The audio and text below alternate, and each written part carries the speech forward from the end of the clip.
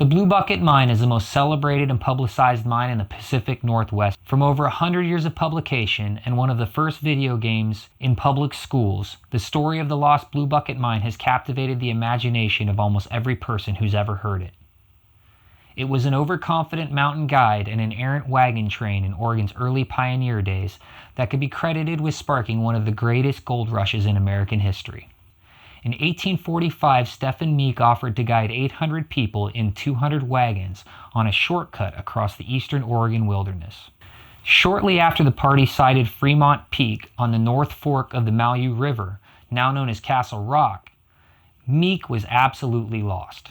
Members of the wagon train mistook Steens Mountain for the Cascade Range near Bend, and Sylvie's River for Crooked River. Several people had succumbed to bad water or disease during the trip. Water became hard to find and lynch mobs formed twice.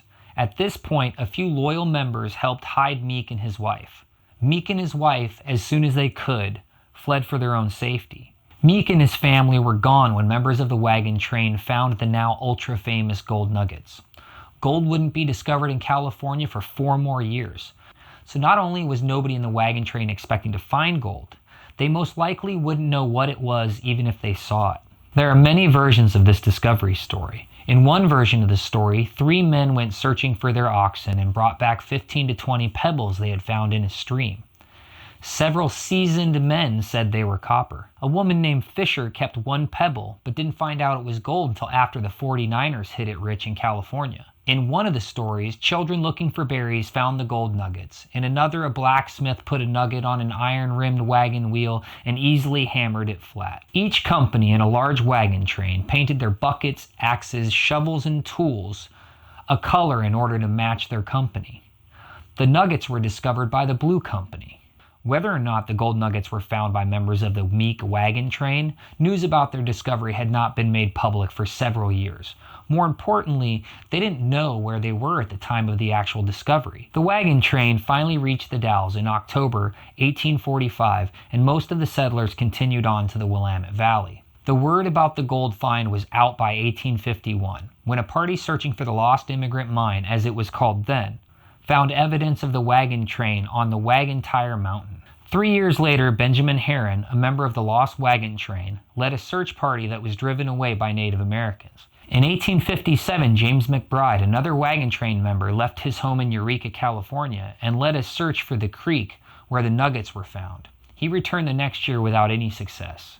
3 years later, Nelson Cochran and 50 men reached Wagon Tire Mountain, but were driven off by local tribes. The next year, Jacob Currier returned with 44 men and searched from the Deschutes River to the Malheur River. They reported finding yellow rocks that resembled gold. The same year, a man named J.L. Adams got into serious trouble when he bragged in Portland that he had found the lost immigrant mine. He put together a party of 58 men, perhaps large enough to fend off native attacks, and headed for the Blue Mountains. When it became apparent Adams didn't know what he was doing, a lynch party formed.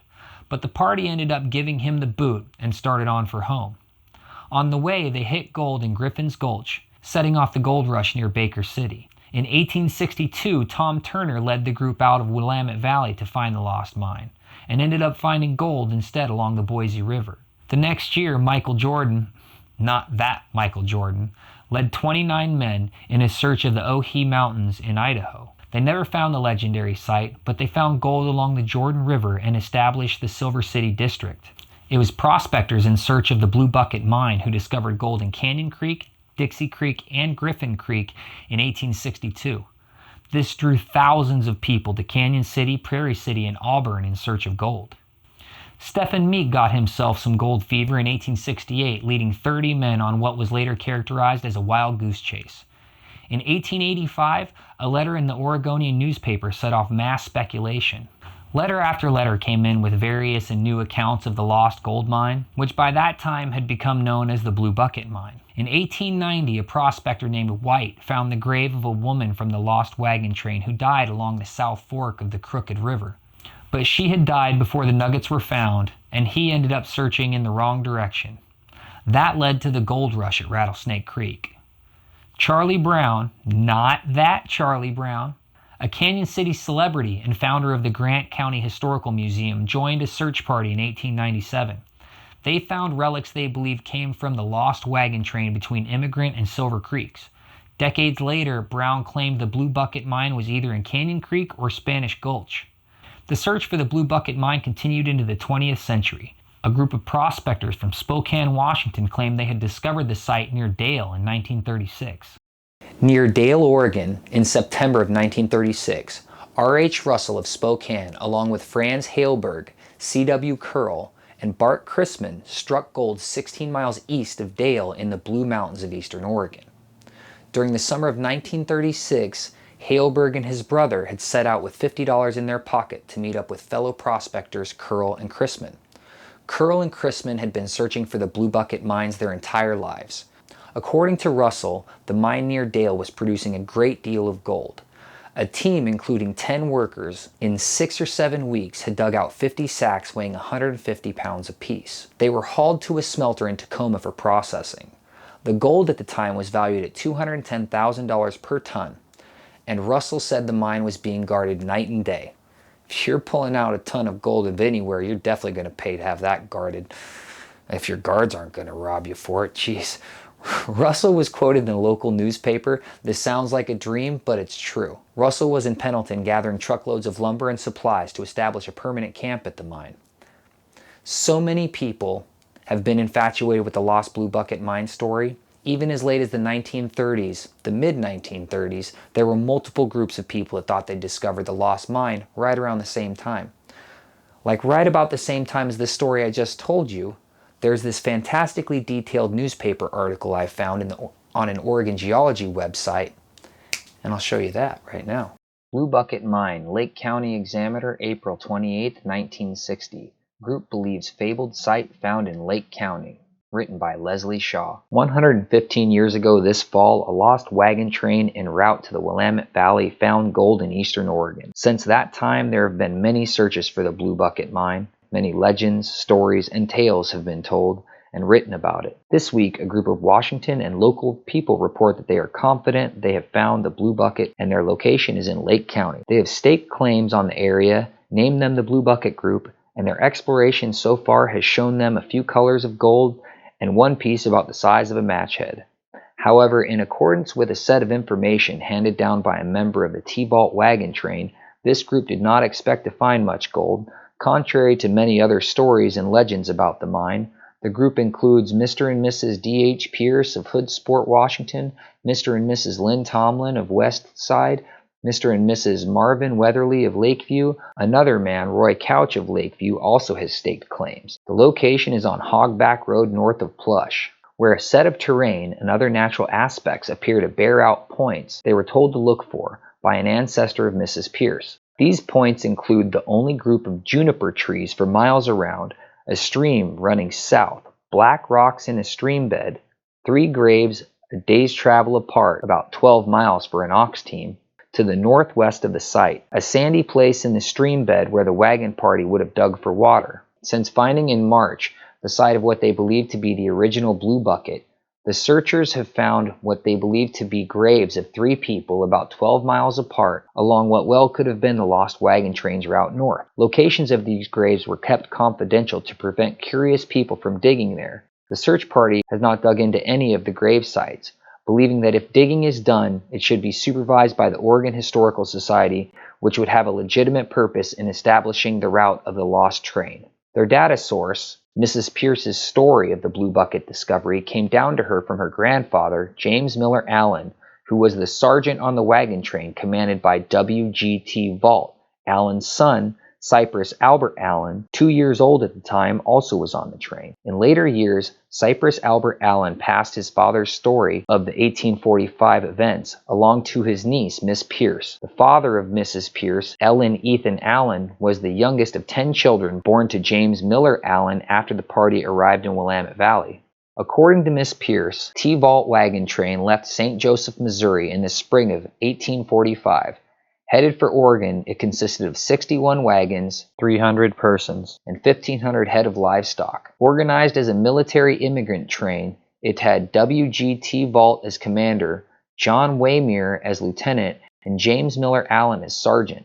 2 other trains, headed by John Herron and Lawrence McNary, followed the T-Vault wagons, to Fort Boise, which was on the mouth of the Boise River. Shortcut. There they were met by Dr. Elijah White and Joe Meek, who vouched for the latter's brother, Stephan Meek, as a man who could guide them to the Dalles by a route 200 miles shorter than the usual trail. Of 8 or more wagon trains at Fort Boise at the time, 3 agreed to follow Stephan Meek: T-Vault, Herron, and McNary, and they left together, heading up the Malheur River. When they got to Crane Prairie in the Malheur country, dissension broke out over the guide, Meek, who confessed he was lost. The McNary and Herron trains, with part of the T-Vault train, broke off and headed north, leaving between 40 and 46 wagons in the T-Vault train. The T-Vault group continued with Meek through a natural pass to a swampy area, which Weatherly Tomlin Pierce group believes to be Blue Joint. Anger at the guide, Meek, caused him to leave the wagon train, and the party elected 2 guides, including Rufus Riggs, a brother-in-law of Mrs. Pierce's grandfather, the gold find. The party continued west, 1 day's travel to a canyon where they found gold nuggets. However, Mrs. Pierce's uncle told her that no large amount of gold was found. Only a few nuggets were picked up, and even had there been a large amount, the commander would not have let them remain to search for it, nor would he have let them haul it because the wagon train was lost, and the people and the oxen were weak with sickness and lack of good water. All stories about finding of the gold would agree nuggets were placed in little blue buckets, giving the name to the mine. Her uncle told Miss Pierce that during the next 3 days' travel a person died each day: a man, a woman, and a little girl. These were buried at the 3 campsites that would be about 12 miles apart.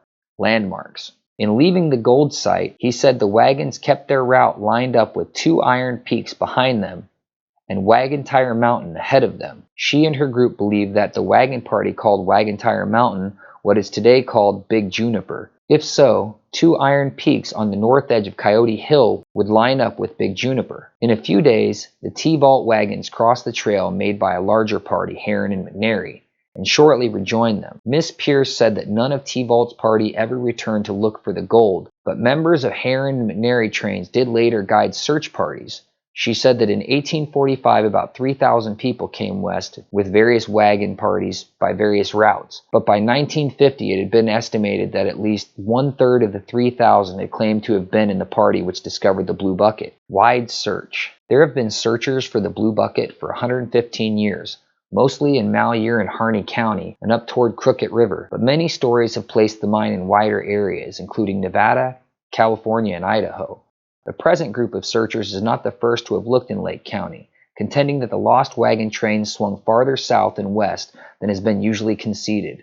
Nor do the Tomlin Pierce Weatherly group expect that their confidence in their location will stop either the search or the Blue Bucket stories. Because they have found no appreciable amount of gold, they are farther south than generally believed possible, and they are not near the Iron Mountain of the Burn area, nor the present-day Wagon Tire Mountain, points used as locale in many of the current Blue Bucket stories.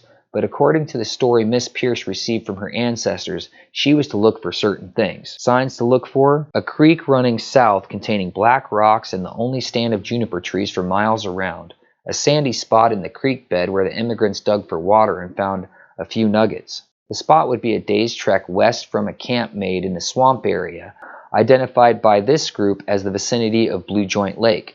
Along the trail, north from the site, would be 3 graves, each one a day's travel apart. The Pierce group believes these things have been found. Some of the junipers have been cut down, obviously many years ago, along with many stories and legends which would place the Blue Bucket in the Malheur, Crooked River, and other areas, is one which holds the famous mine was rediscovered in 1862 when the John Day gold fields were found.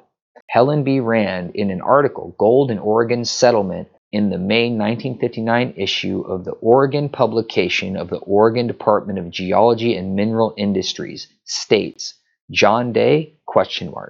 A few romantics still look for the legendary Blue Bucket mine, but many old-timers were sure it had been found on Canyon Creek. The late George H. Himes, curator of the Oregon Historical Society, for many years quoted a statement made by William F. Helm, who with his father, mother, brothers, and sisters was a member of the Stephan Meek party that made the Blue Bucket discovery. Mr. Helm was on Canyon Creek in 1863 and always insisted that Canyon Creek or another tributary of the John Day was the site of the finding of the Blue Bucket gold.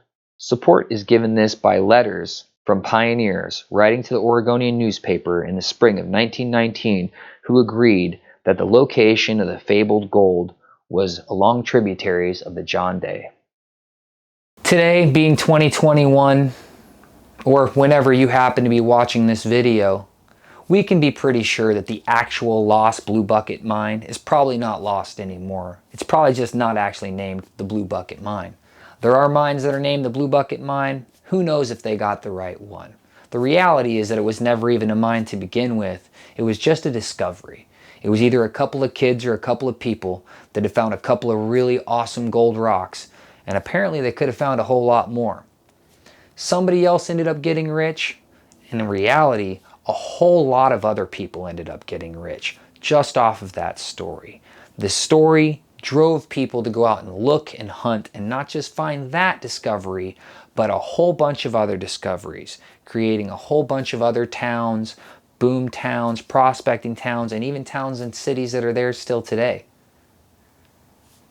Legends usually are based somewhere in some truth.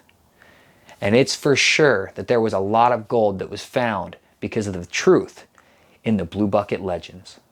I love you for watching. Don't forget to like, share, subscribe, and send me your firstborn son. I'll see you as soon as I can. Hopefully, real soon.